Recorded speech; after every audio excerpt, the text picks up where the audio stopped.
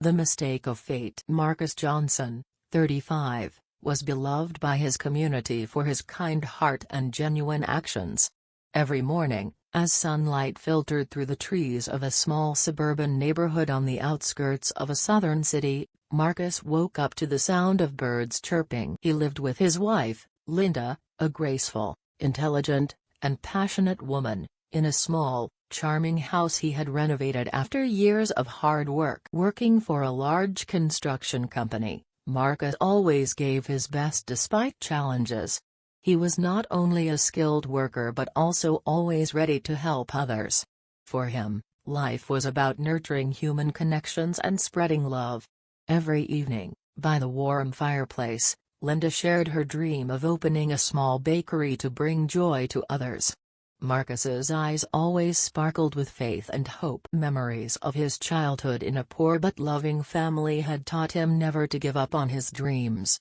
After work, he often stopped by the park, watching children play and reminiscing about simple yet sweet moments with friends.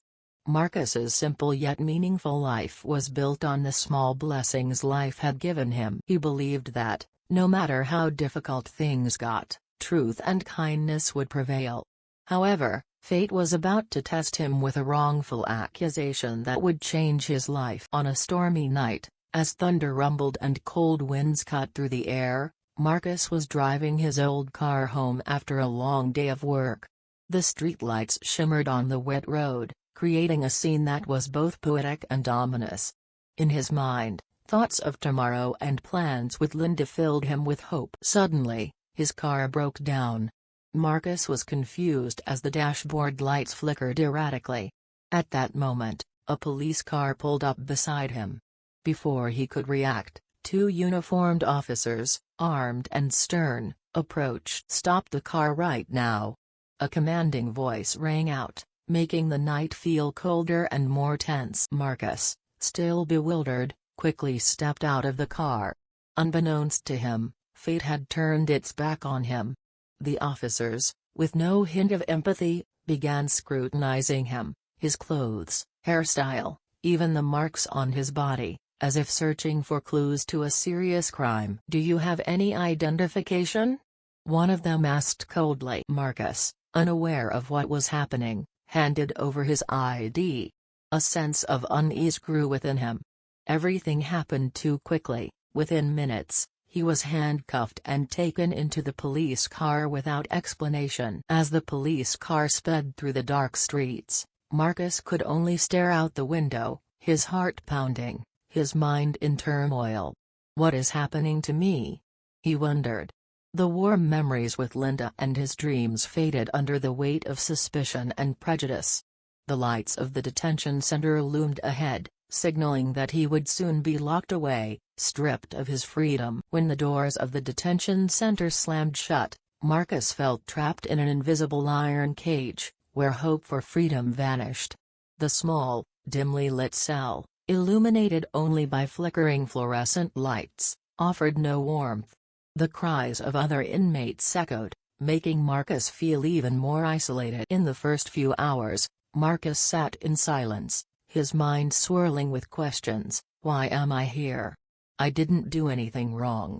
He tried to recall that night, but everything was hazy, like a never-ending nightmare.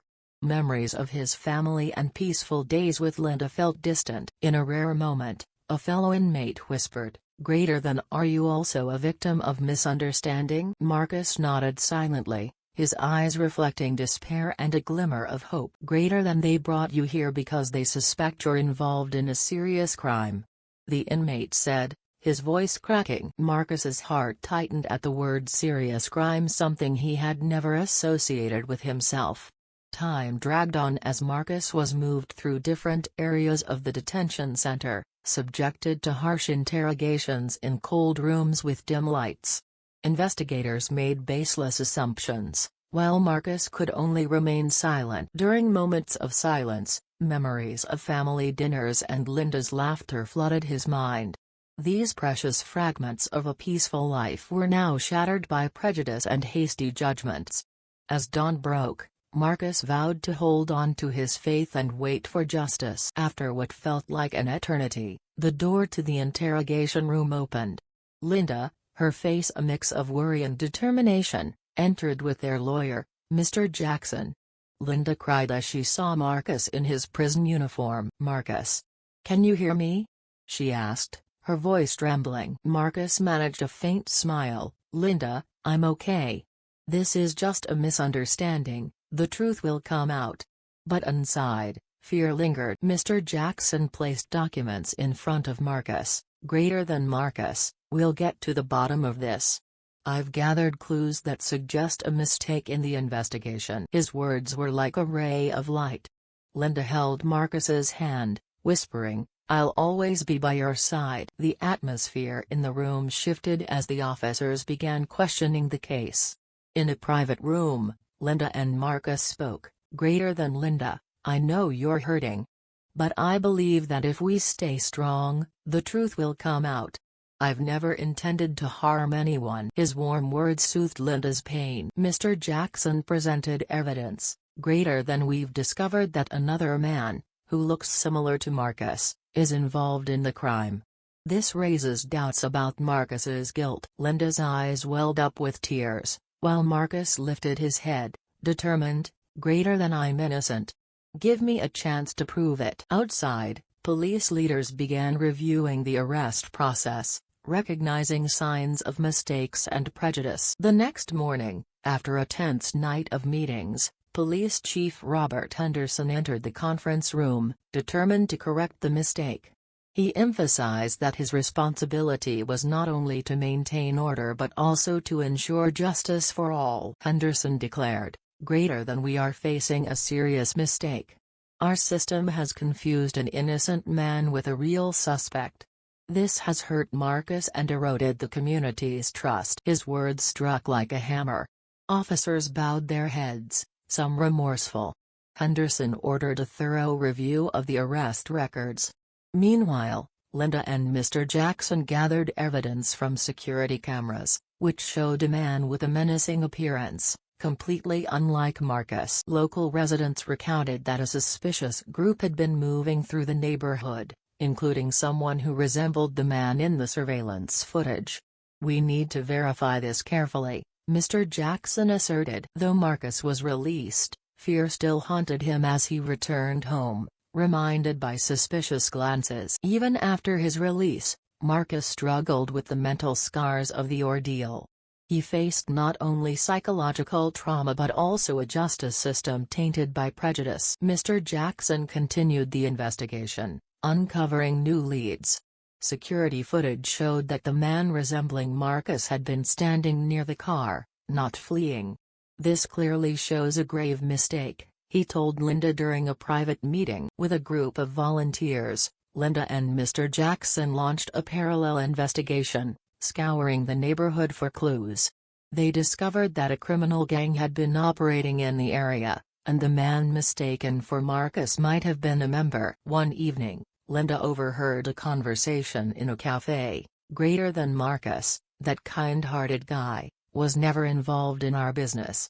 We need to take advantage while the police are busy." The words sent chills down her spine. Marcus's case was not just a mistake but possibly part of a scheme to cover up crimes. Mr. Jackson uncovered a series of suspicious phone messages linking individuals to criminal activities. "Greater than this could prove that the person arrested was a victim of mistaken identity," he said during a private meeting. Each new clue reignited hope for Marcus's family, while public outrage grew, demanding transparency and justice. After weeks of investigation, authorities confirmed Marcus's innocence. His arrest had been a serious mistake due to racial bias.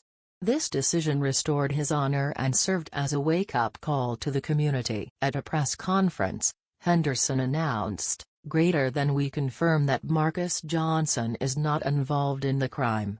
We apologize to his family and the community for the distress caused." Applause erupted as Linda and Marcus stood together, their eyes filled with hope. Though his honor was restored, Marcus still suffered from nightmares and the trauma of imprisonment.